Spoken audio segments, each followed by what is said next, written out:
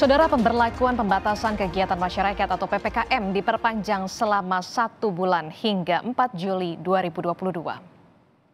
Perpanjangan PPKM ini tertuang dalam Instruksi Menteri Dalam Negeri nomor 29 untuk wilayah Jawa dan Bali dan nomor 30 untuk di luar Jawa dan Bali. Kini hampir seluruh wilayah di Indonesia, baik kabupaten maupun kota, sudah berada dalam level 1, menyisakan satu kabupaten, yakni Kabupaten Teluk Bintuni yang masih berada di level 2. Meski diterapkan selama 1 bulan, evaluasi mingguan masih akan terus dilakukan untuk terus memantau situasi pandemi.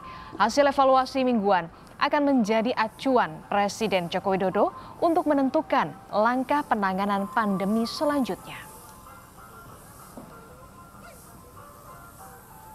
Dan hanya satu daerah kabupaten yang level 2, lainnya sudah level 1. Artinya seluruh aktivitas sudah boleh 100% sesuai dengan ketentuan yang sudah ada di Inmendagri itu, tapi tetap dengan pemberlakuan beberapa protokol kesehatan sesuai event-event yang ditentukan.